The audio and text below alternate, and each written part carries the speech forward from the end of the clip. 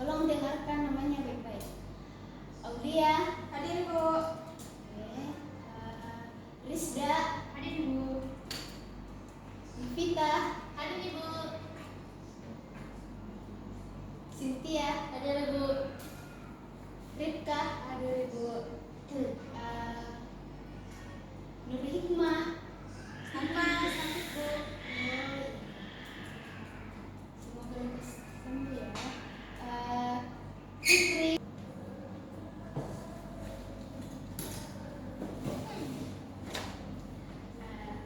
Jadi sebelum kita mulai pembelajaran kita pada hari ini, alangkah baiknya kita berdoa. Berdoa dimulai sesuai dengan keyakinan masing-masing.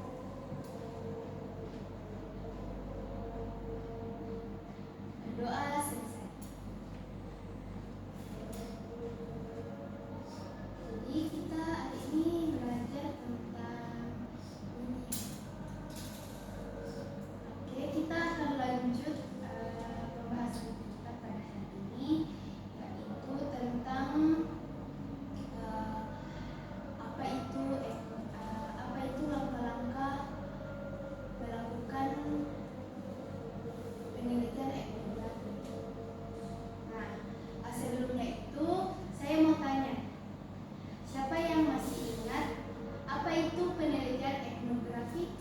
Saya, Bu. Ya. Penelitian etnografi itu penelitian tentang pola-pola kehidupan manusia di komunitas tertentu dengan cara ikut terlibat langsung dalam aktivitas masyarakatnya. Bagus sekali Aulia. Jadi etnografi itu bukan sekedar tentang wawancara, tapi juga terjun langsung. Jadi sebelum kita ke lapangan, ada beberapa langkah penting yang harus kita lakukan. Nah, sebelum itu saya akan membahas sedikit langkah-langkah apa saja yang akan dilakukan. Tunggu sebentar ya, Ibu cari materinya dulu.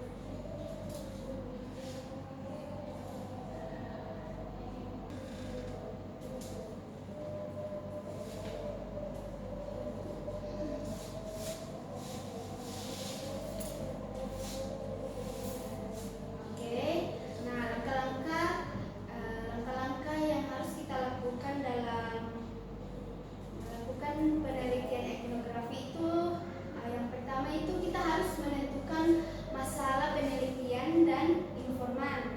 Nah, dalam menentukan masalah dan penelitian dan informan ini, pertama ini kita harus menentukan masalah penelitian yang akan kita teliti. Nah, masalah penelitian ini meliputi aktivitas masyarakat yang mendasari atau membentuk suatu kebudayaan di masyarakat. Masalah penelitian ditemukan dalam fenomena sosial budaya masyarakat dalam kehidupan sehari-hari yang bisa kita tangkap melalui observasi,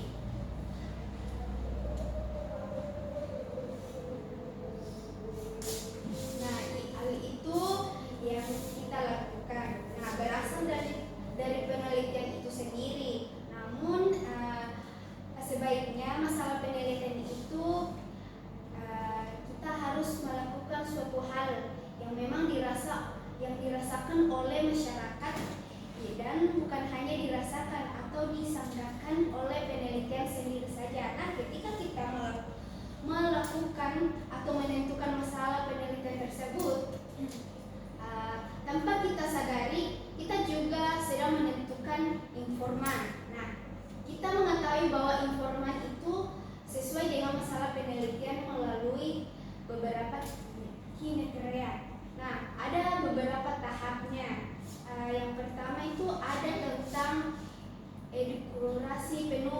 kedua itu tentang keterlibatan langsung.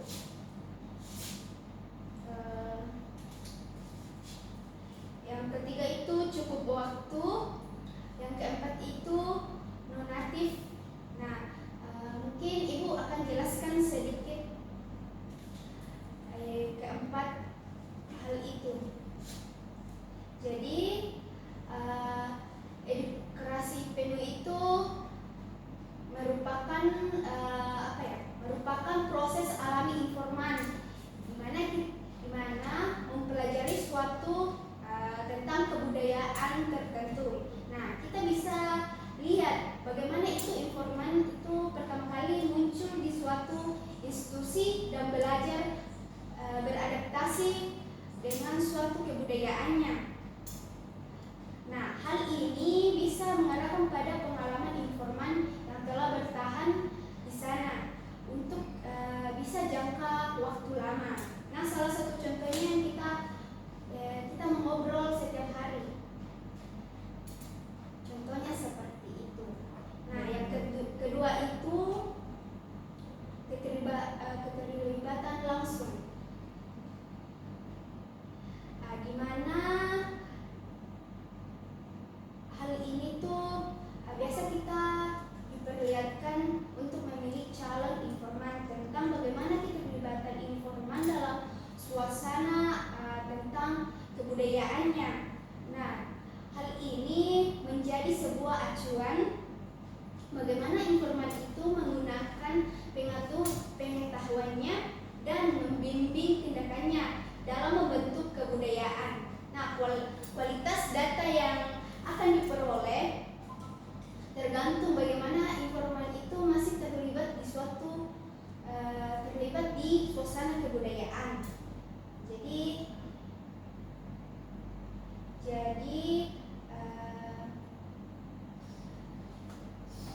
semisalnya ketika kita sedang memilih calon informan itu antara contohnya Aulia yang masih menjadi pengingat seni Jepongan dan siapa? Rizda. Rizda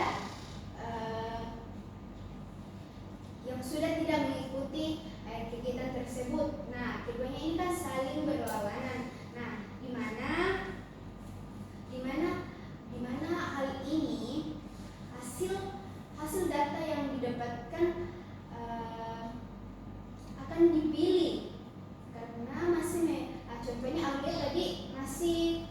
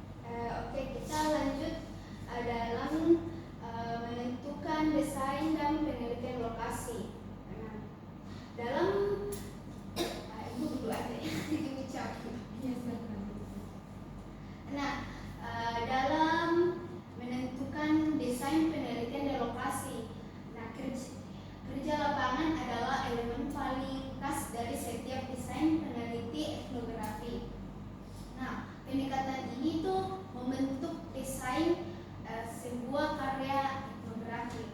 Nah, etnografi klasik itu membutuhkan dari 6 bulan sampai 2 tahun lebih di lapangan. Nah, kerja lapangan ini bersifat eksplorasi. Nah, menurut ahli-ahli etnografi, untuk memulai dengan periode survei untuk mempelajari dasar-dasar bahasa asli, ikatan kerabatan, informasi sensor, data historis, dan struktur dasar serta fungsi budaya yang diteliti beberapa bulan yang akan mendatang. Nah, durasi masa penelitian ini dilakukan memang tidak menjadi acuh yang pasti untuk menakar berkualitas, setidaknya ada yang diperoleh. Nah, jadi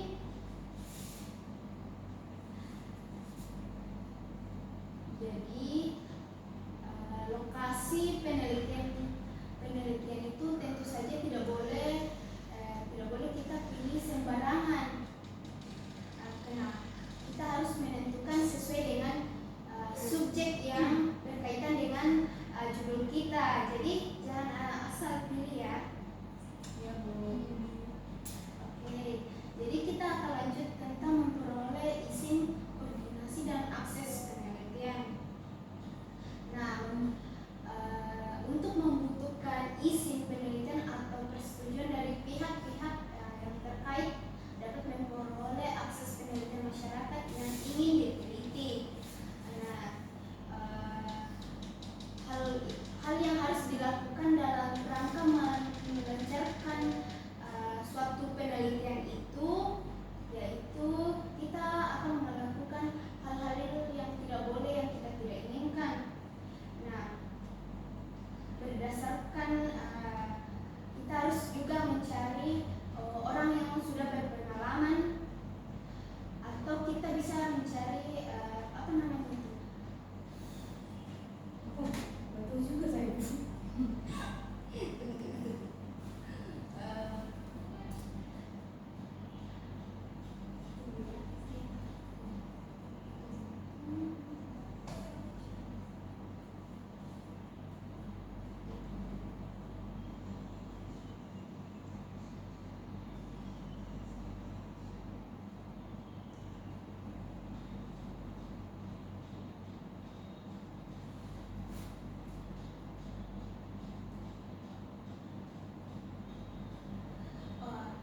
Oke, kita lanjut.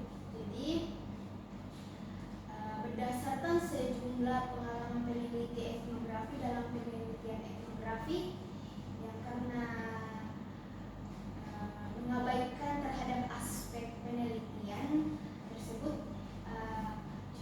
maksudnya ini contohnya kita memilih asal-asalan tanpa meminta izin terlebih dahulu contohnya di lingkungan masyarakat orang lain.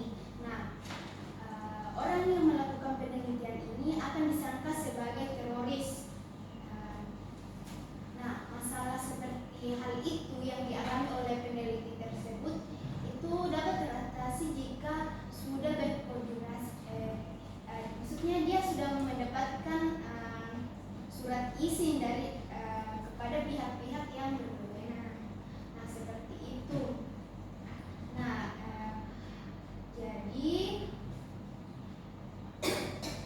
jadi informan itu kunci yang berguna mengarahkan etnografi kepada informan lain. Maksudnya bagaimana informan ini bisa menyampaikan kepada orang lain. Nah, bagaimana dia juga bisa mendapatkan data yang lebih spesifik. Nah, data yang spesifik itu merupakan suatu hubungan pola yang tersembunyi, yang terpancar pada makna kebudayaan. Nah, yang terakhir itu kita akan melakukan namanya teknik pengumpulan data.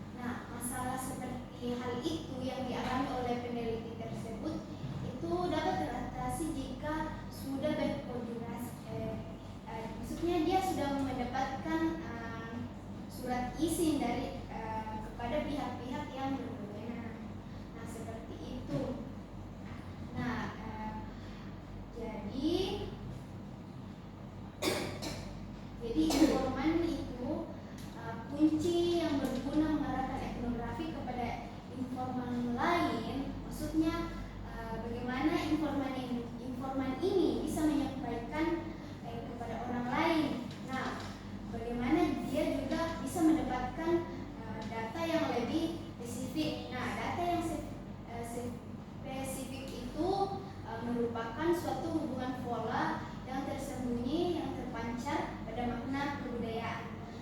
Nah, yang terakhir itu kita akan melakukan namanya teknik pengumpulan data. Ada beberapa. Yang pertama itu kita akan melakukan namanya observasi.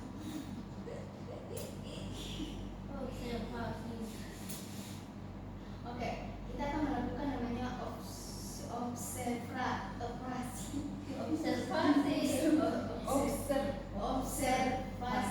Kita akan melakukan observasi. Nah, yaitu bagaimana peneliti, maksudnya ini kita langsung terjun secara langsung dalam kegiatan penelitian ini. Bagaimana cara mengumpulkan data atau bagaimana kita menemukan pola yang berulang-ulang atau yang terjadi, yang maksudnya tingkat data yang sudah jenuh. Nah, penelitian itu berusaha merasakan atau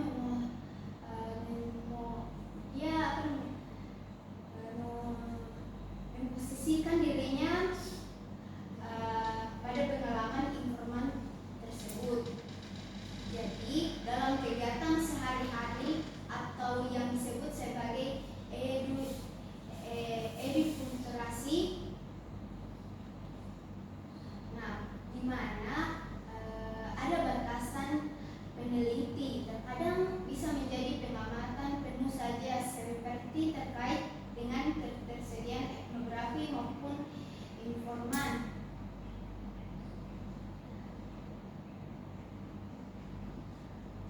Nah, menurut Sprelin 2007, dalam bukunya 2007 halaman 41, ia menekankan hal-hal terpenting adalah etnografi harus cermat dan melihat secara langsung apa yang dilakukan calon informan yang melakukan pencatatan yang bisa bersumber dari video maupun catatan lisan untuk menganalisis data-data yang hilang. Nah, pengamatan itu merupakan ciri-ciri sebagian besar penelitian etnografi yang sangat penting untuk kita kerja lapangan yang secara efektif. Nah, yang kedua itu tentang wawancara. Nah, setelah melakukan pengumpulan data, kita juga harus melakukan wawancara. Nah, wawancara itu dinamakan wawancara etnografis.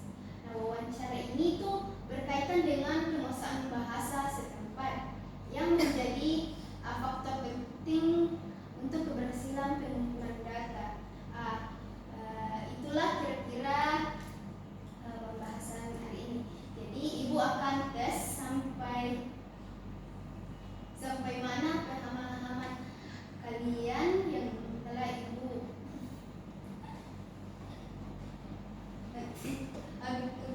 yang telah kalian tangkap.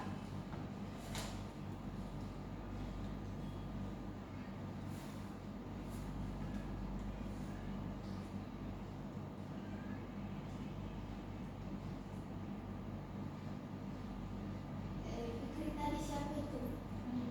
Oh ya.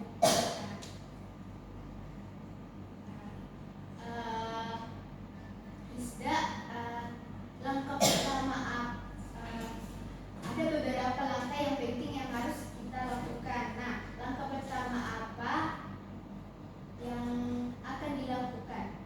Menentukan masalah penelitian, Bu. Ya, benar sekali. Nah, kenapa kita harus menentukan masalah dulu, Novita? Kalau tidak ada masalah yang jelas, kita bakal bingung sendiri, Bu, cari datanya itu. Betul sekali. Kenapa harus menentukan masalah dulu, Novita?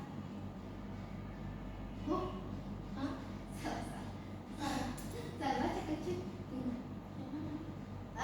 Benar. Selain itu, masalah penelitian juga harus sesuai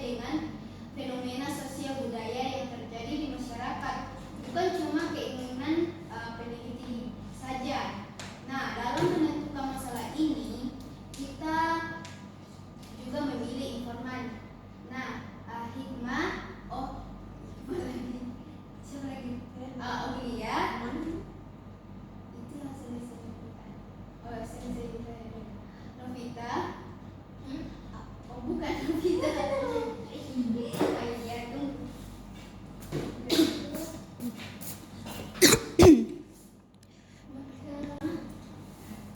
Nah, benar. Selain itu, masalah peneliti juga harus sesuai dengan fenomena sosial budaya yang terjadi di masyarakat, bukan cuma keinginan peneliti saja. Nah, dalam menentukan masalah ini, kita juga memilih informan. Aulia, apa saja kriteria informan dalam penelitian? Ada di sini. Yang pertama,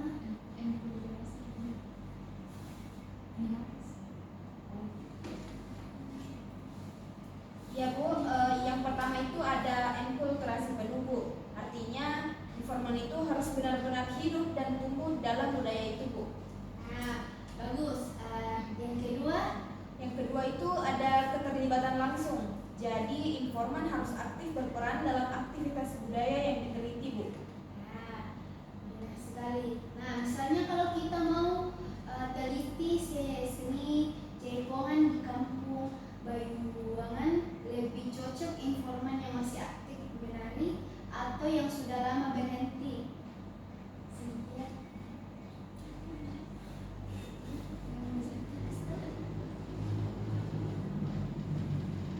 Apa tadi Jaipongan? Yang masih aktif? Iya, yang masih aktif. Yang masih aktif Bu. Ya, benar. Kenapa begitu, Rizda? Karena kalau dia masih aktif berarti informasinya up to date dan pengalamannya masih relevan dengan kondisi saat ini Bu. Ya, lanjut kriteria ketiga, apa itu Novita? Cukup waktu Bu, artinya informan bersedia diwawancarai dan observasi dalam waktu yang dibutuhkan dalam penelitian Bu. Ya, nah karena kalau kita sibuk terus nanti datanya tidak maksimal. Yang terakhir, Aulia? Itu ada non analitik Bu. Artinya informan cukup menceritakan pengalaman sebagai orang dalam budaya itu tanpa perlu menilai pakai teori atau sudut pandang dari luar Bu. Nah, bagus. Jadi setelah menentukan masalah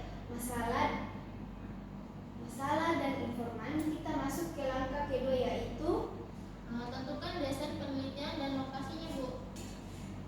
benar. Lokasi jangan asal pilih ya.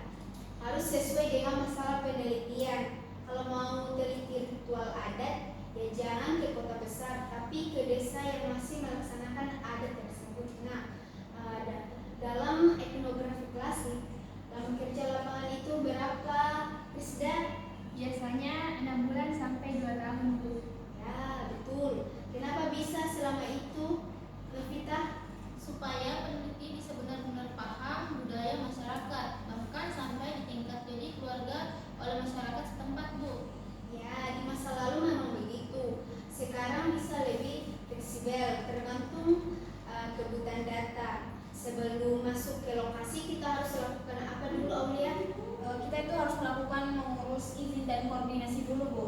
Nah, kenapa hal itu penting, Aulia? Biar tidak disangka orang asing atau mata-mata Bu. Juga biar kita dapat mengakses data yang lebih luas lewat informan kunci Bu. Nah, bagus.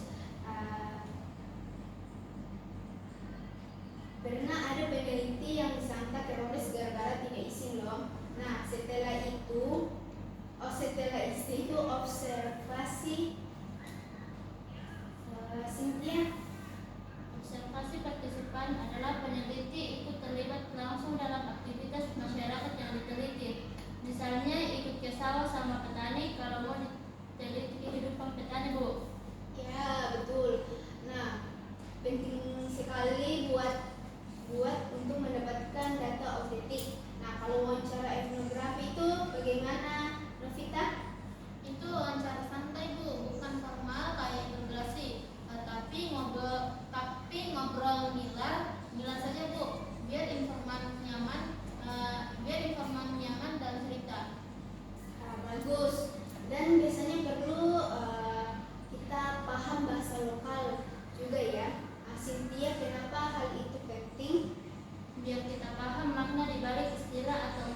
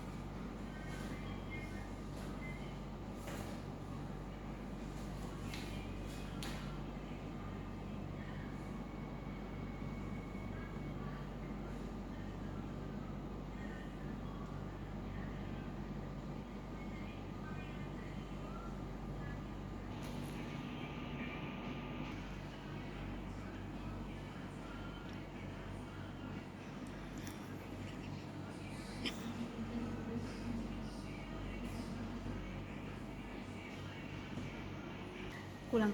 Oke.